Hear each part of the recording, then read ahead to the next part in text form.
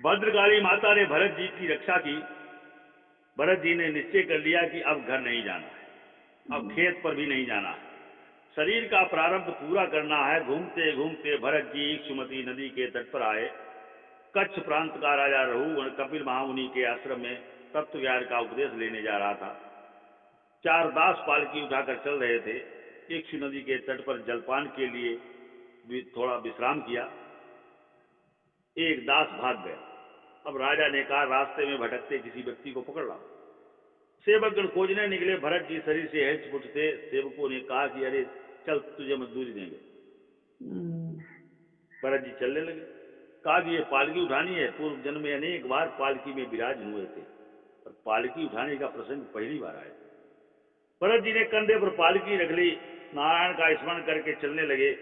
पांवों तले किसी जीव की हिंसा न हो, यह सोचकर भरत जी धरती पर नजर डालकर चल रहे थे। रास्ते में छोटा भी जंतु दिख पड़ता तो तुरंत कूद कर आगे बढ़ते। एक बार कूदते समय पालकी में बैठे राजा रघुगण को धक्का लगा। पालकी का डंडा उनके सिर पर टकराता था। 2-4 बार उन्होंने सहन किया, पर अंत में राजा ने सेवकों को धमकाया, ठीक से चलो, हमें कष्ट हो रहा। सेवकों ने कहा कि हम तो ठीक चलते हैं, पर ये जो नया आदमी आया है पागल सा दिख पड़ता है, कभी दौड़ता है, कभी खड़ा रह जाता है, कभी खड़े खड़े रोता है, कभी हंसता है। भरत जी रास्ते में परमात्मा का ध्यान करते हैं, प्रभु को मनाते हैं, विचारते हैं कि अभी मेरे कितने पाप हैं, मैं अपने प्रभु से बिछुड़ गया हूँ, मैं संसार में भटक रहा हूँ, मेरा परमात्मा से वियोग हुआ है। भरत जी वियोग में व्याकुल होते, तब उनकी आंखों में आंसू आ जाते। भगवान के वियोग में जब रोने लगते, तब बाल कृष्ण लाल रास्ते में प्रकट होते और धैर्य देते। कहते कि अंतिम जन्म है, अब तुम मेरे चरणों में आने वाले हो। श्री कृष्ण के दर्शन होते ही भरत को आनंद होता और हंसने लगते। राजा रघुगण ने भरत पर दृष्टि डाली। भरत को रास्ते में चींटियां दिख पड़ी। चींटियों में भी कृष्ण दिखाई देते थे। ऐसी ब्रह्म दृष्टि से भरत जी जगत को देखते। चींटियों को देखकर वे कूद पड़े। अब राजा रघुगण से महाअसह्य नहीं हुआ। उसने भरत जी का तिरस्कार किया। कहा कि जीवित होकर भी मृत के समान दिख पड़ता। वैसे तुम मोटे दिख पड़ते हो, पर तुम उल्टे होकर पालकी उठाई है। क्या तुम्हें बहुत भार लगता है? ठीक से चलो। क्या तुम मुझे नहीं पहचानते? मैं कच्छ प्रांत का राजा हूँ। तुम्हें सजा दूंगा। माँ जब मार पड़ेगी तब तेरा पागलपन चला जाएगा। राजा से भरत जी ने एक पैसा भी नहीं लिया। राजा के घर का कुछ खाया भी नहीं। रास्ते में जाते हुए जबरदस्ती वे लोग पकड़ लाए और उस पर मारने को तैयार।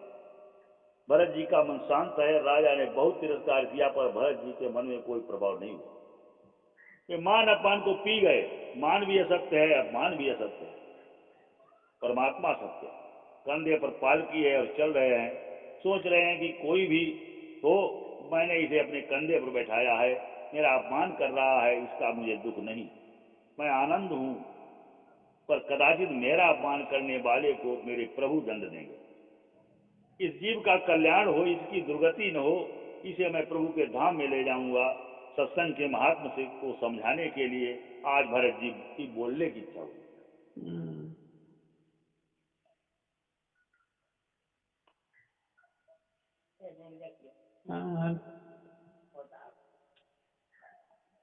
सुखदेव जी महाराज वर्णन करते हैं कि सारा जगत ये मान रहा है कि ये गूंगा है।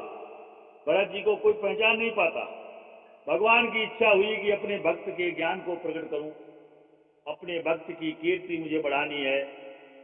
लोग इन्हें पहचानते नहीं, इसे पागल समझते हैं, इसे गूंगा मानते हैं। प्रभु की इच्छा थी, प्रभु ने लीला की। आज भरत जी की बोलने की इच्छा हुई। जीवन में एक बार बोले, पर जिस रघुगण के साथ बोले उसका उन्होंने कल्याण किया। बोलना है तो ऐसा बोलिए कि सुनने वाले को कन्हैया प्रिय लगने लगे। ऐसा बोलिए कि सुनने वाले के पाप जल जाएं। चलते चलते भरत जी राजा को बोल देते,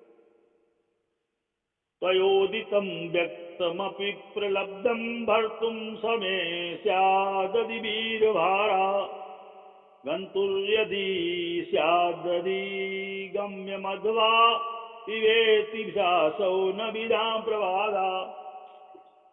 भरत जी ने कहा, राजन, तुमने कहा कि मैं मोटा हूं, पर यह तो शरीर का धर्म है, आत्मा का नहीं। मैं शरीर नहीं हूँ, शरीर का साक्षी हूँ। मैं दुबला नहीं हूँ, पुष्ट नहीं हूँ। आपने कहा कि मैं जिंदा भी मृत के समान हूँ। पर मुझे तो सारा जीवित जगत मृत लगता है। जो आज है वो कल नहीं है। ये पालकी जीवित ही मृत सदृश है। पालकी में जो पुतला बैठा है वो भी जीवित मृत के समान है। आइए मुझसे, आपने मुझसे कहा कि तुम्हें वजन लग रहा है। अरे वजन नाम की कोई चीज ही नहीं। ज्ञानी पुरुष ऐसा मानते हैं कि जगत असत्य है, तो वजन कहाँ से सत्य होगा। मेरे प्रभु सत्य है, परमात्मा के सिवाय दूसरा कुछ भी नहीं। वजन तो मन की कल्पना है। मन मानता है तब वजन होता है।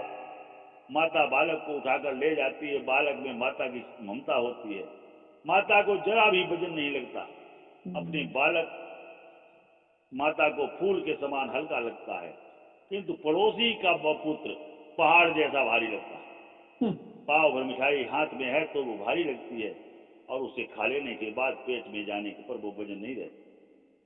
अगर वजन है तो उसका संबंध मन के साथ है, आत्मा के साथ नहीं। मैं मन नहीं हूँ, मन का साक्षी हूँ, चेतन।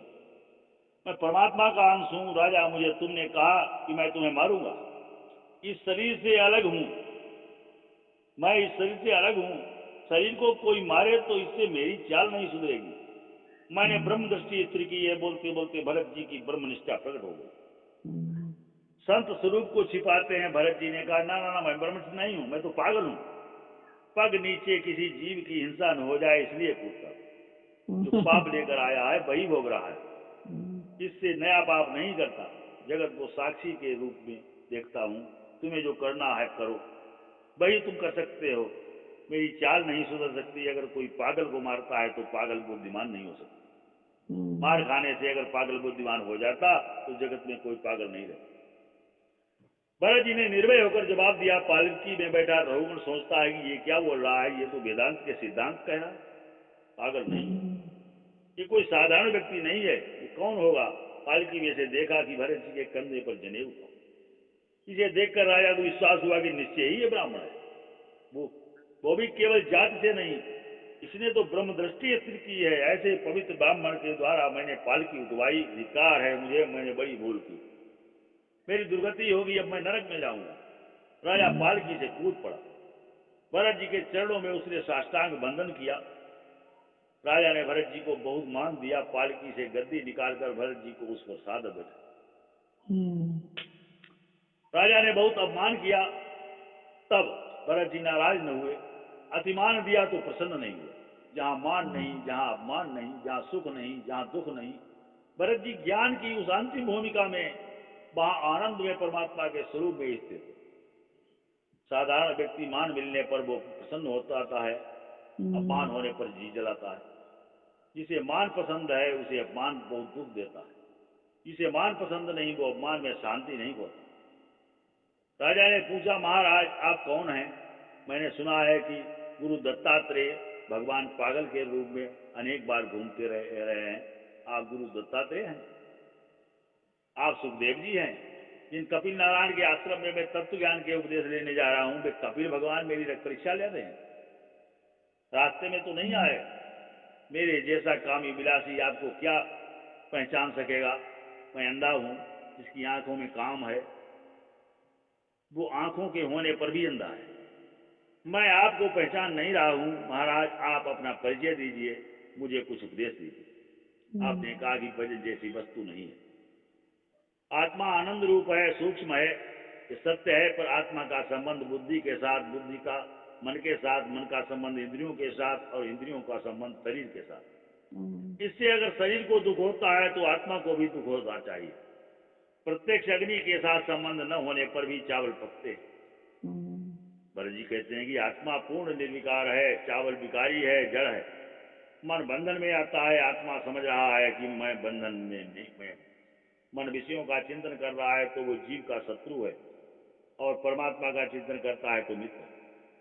पानी होने पर भी कीचड़ होती ही है, और पानी से ही कीचड़ धोई जाती है।